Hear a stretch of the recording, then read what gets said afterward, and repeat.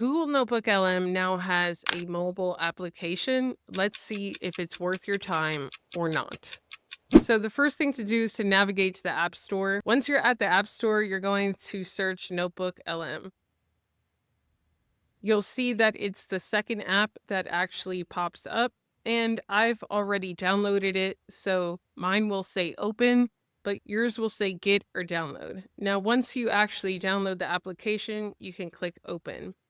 If you already have a Google Notebook LM account, your notebooks will propagate like this. And then at the bottom of the screen, you will see a purple round button that says Create New. If you do not have a Google Notebook LM account already, once you sign up, you will see a screen that looks like this, where it says, let's get started, create your first notebook below.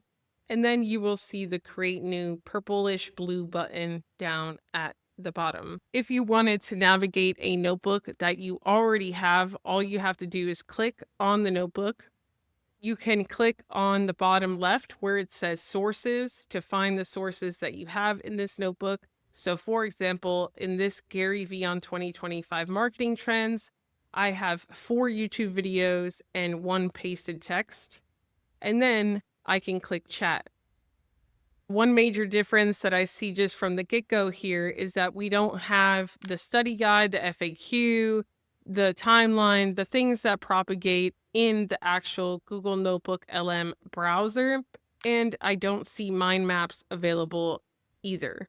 At the bottom here, we could still ask questions or prompt Google Notebook LM, and it will take the answers from the sources that we provided.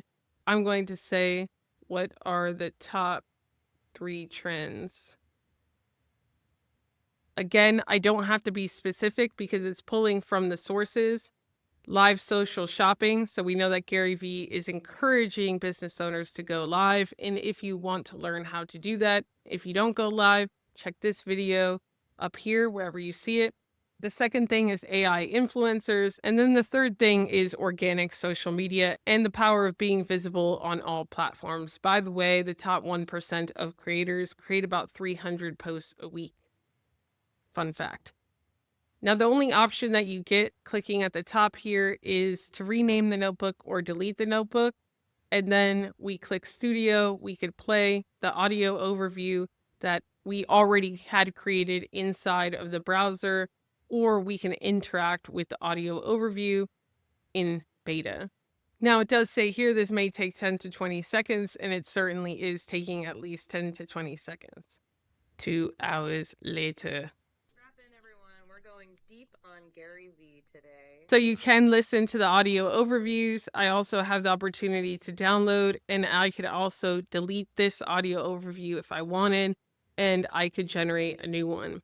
Here, I can interact with this specific audio overview, listen to it a little bit, ask a question, but just keep in mind that even though I interact and join the conversation, the download does not update. Strap in, everyone. We're going deep on Gary V today. Gary V, huh? I'm going to interject and let's see how natural it is on mobile. Gary V is known for, well, shall we say, his energetic takes. Energetics is one word for I it. think bold is another one. Yeah, definitely bold. Oh, hey there. How can we help?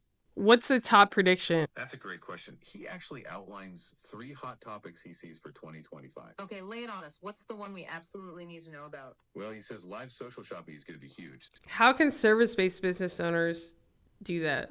Even if you're not selling a physical product, you can leverage live video.